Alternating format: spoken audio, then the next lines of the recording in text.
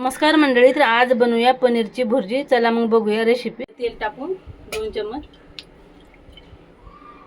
कांदा टाकूया,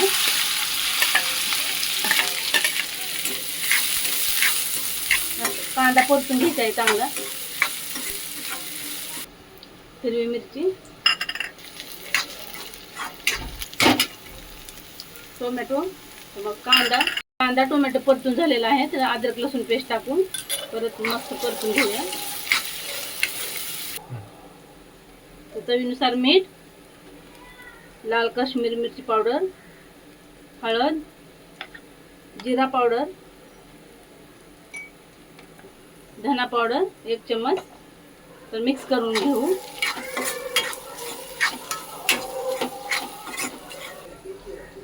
लाल तिखट 1 चम्मच टाकू. मॅश केलेलं पनीर टाकू. मस्त असं हलवून घेऊया चांगलं.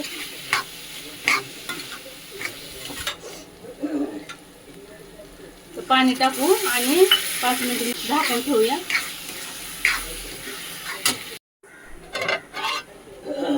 गरम मसाला टाकू 1 चम्मच, थोडीशी कोथिंबीर. हे बघा, पनीर भुर्जी तयार झाली आहे.